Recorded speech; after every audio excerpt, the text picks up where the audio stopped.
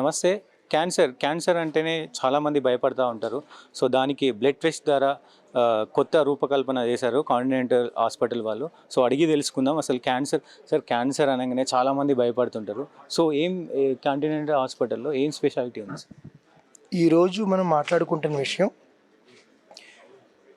Blood ద్వారా, రక్తం ద్వారా మనం క్యాన్సర్ని కనుక్కోగలమా, నీడిల్ టెస్ట్ లేకుండా. దీనికోసమని కొన్ని స్టెప్ వైజ్ అప్రోచ్ ఉంటుంది.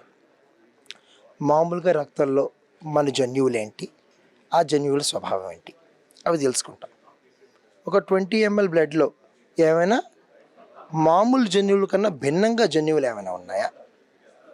కొన్ని జన్యువులు కనిపించవచ్చు. ఆ భిన్నమైనటువంటి ఏవైతే ఉన్నాయో అవి క్యాన్సర్ తోటి పోలి ఉంటాయా లేదా, ఇది 3వ స్టెప్. ఆ పోలి ఉన్న వాటికి వ్యాలిడిటీ ఇండియాలో ఉందా లేదా, ఇది 4వ స్టెప్. అయిపోయిన తర్వాత దానికి ఎక్కడి వరకు పాకింది అంటే, ఒక క్యాన్సర్ ఉన్నప్పుడు దాన్ని తీయడం అనేది ఇప్పటిదాకా జరిగింది.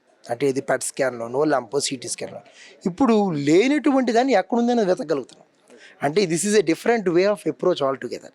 సో ఈ సరికొత్తమైనటువంటి నూతన విధానం మనకి ప్రపంచంలో కొద్ది రోజుల నుంచి ఉన్నా సరే కూడా దీన్ని ప్రివెన్షన్ కోసం అని చెప్పని ఒక ఎక్స్క్లూజివ్ క్లినిక్గా అవలంబించడం అనేది మొట్టమొదటిసారిగా ఈ ఆసుపత్రిలో జరిగిందన్నది మా ఉద్దేశం.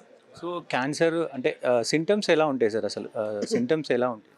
క్యాన్సర్ వచ్చిన తర్వాత సిమ్టమ్స్ వస్తాయి. అంటే బరువు తగ్గడం, గొంతు మారడం, బ్లీడింగ్ రావడము, వీక్నెస్ రావడము, ఇలా అనేక రకమైనటువంటి సిమ్టమ్స్ అనేవి జరుగుతూ ఉంటాయి. సో, ఫీమేల్కి సింప్టమ్స్ ఏంటి? ఖచ్చితంగా స్త్రీలలో అయితే రొమ్ములు గడ్డలు రావడము, పీవీ బ్లీడింగ్ రావడము, మేల్లో అయితే ప్రోస్టేట్ అంటే యూరినేషన్లో ఇబ్బందులు రావడము, దాని తర్వాత గొంతు బొంగురు పోవడం, చర్మం మీద మచ్చలు రావడము, వీటన్నిటి గురించి కూడా అన్నిటికన్నా ముఖ్యమైనది నన్ను అడిగితే టెస్ట్ కన్నా ముఖ్యం అవగాహన. మనకి తెలుగులో ఒక పద్యం ఉంది, అనగననగ రాగ మతిశీలుచుండు తినగ తినగ వేము దిగినుండు. ప్రతిసారి చేసి చేసి చేసి మన బాడీలో మనకి ఈ లక్షణాల మూలంగా క్యాన్సర్ వస్తుంది అని మనకి ప్రతి ఏటా ఒకసారి చెప్పుకుని దాని గురించి మనం పరీక్ష చేసుకుంటే మరీ పెద్ద టెస్ట్లకు ఇందాక బ్లడ్ టెస్ట్లు అన్న 15,000 రూపాయలు మనకి అయిపోతాయి. ఇంకా సులువుగా కూడా చేసుకోవచ్చు. అన్నిటికన్నా ముఖ్యమైనది ఏంటంటే రాకుండా చూసుకోవడం. స్మోకింగ్, ఆల్కహాల్, వెయిట్ లాస్, ఇవి ముఖ్యమైనవి. ఈ కాస్ట్ అంటే మధ్యతరగతి కుటుంబాలకి అందుబాటులోనే ఉంటుంది సార్ ఈ బ్లడ్ కాస్ట్ అనేది?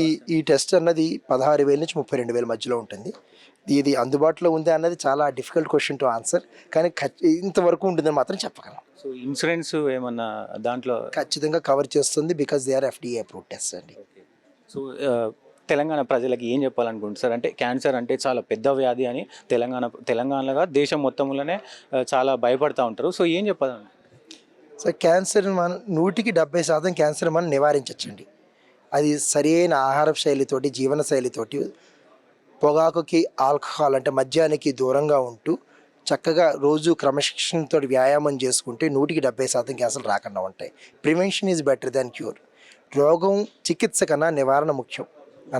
క్యాన్సర్ అనేది తగ్గుతుందా సార్? బేసిక్లీ స్టేజ్ 2-3 దాకా అయితే తగ్గుతుందండి. స్టేజ్ 4లో కూడా కొన్ని క్యాన్సర్స్ క్యూర్ వస్తున్నాయి. ఇమ్యూనోథెరపీ లాంటివి మనకి అవైలబుల్గా ఉన్నాయి.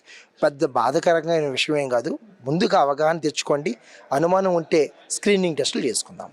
ఓకే అండి, థ్యాంక్ యూ సార్. చెప్పండి, క్యాన్సర్ అనేది మొత్తం ఓవరాల్గా ఇండియాలోనే పెద్ద జబ్బు అని చెప్పి జనాలు భయపడుతూ ఉంటారు. ఈ టెస్ట్ ద్వారా ఏం ప్రయోజనాలు ఉంటాయి, అపోహలు కూడా తీర్చే అవకాశాలు ఉంటాయి? క్యాన్సర్ నివారణ కొరకు మనం ఎన్నో ఏళ్ళ నుంచి ఆలోచిస్తున్నాం. దానికి ఏం సరిగ్గా టెస్ట్ లేకపోవడంతో మనం ప్రజలకు ఈ టెస్ట్ అందజేయలేకపోయాం. కానీ ఇప్పుడు ప్రస్తుతానికి లిక్విడ్ బయాప్సీ లేకుంటే మాలిక్యులర్ జెనెటిక్ టెస్ట్ రూపంలో చాలా మటుకు కొన్ని క్యాన్సర్స్ మనము ఈ పేషెంట్కు వస్తుందా లేదా అని కనుక్కోగల శక్తి ఉంది.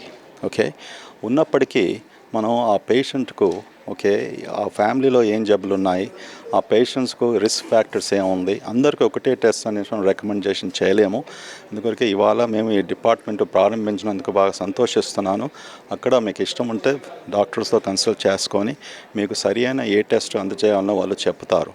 టెస్ట్ పాజిటివ్, నెగిటివ్ ఉన్నప్పటికీ కూడా మనం పడే జాగ్రత్తలు అంటే ఈ డిపార్ట్మెంట్లో ఈ డాక్టర్స్ వాళ్ళు పేషెంట్స్కు ఏం మెసేజ్ ఇవ్వాలంటే, ఒకవేళ మీ టెస్ట్ నెగిటివ్గా ఉంటే ఒక పేషెంట్ లావుగా ఉన్నప్పటికీ వాళ్ళకి చెప్పాలి, అయ్యా ఇప్పుడు నెగిటివ్గా ఉంది, కానీ మీరు మీ వెయిట్ తగ్గించకపోతే మీకు 40% వరకు ఈ క్యాన్సర్స్ వచ్చే అవకాశం ఉంటుంది. ఇలాంటి అవగాహన కలిగిస్తే మనం క్యాన్సర్ ప్రివెన్షన్లో భారతదేశంలో as a lower middle income country, okay, ఇన్ని లక్షలు మనం క్యాన్సర్ వచ్చిన తర్వాత మన ఖర్చు పెట్టకుండా, మానసిక బాధ కాకుండా, ప్రివెన్షన్ ద్వారా మనం ముందుకు వెళ్ళేసి ఇట్స్ అ చీపెస్ట్ ఇన్వెస్టిగేషన్.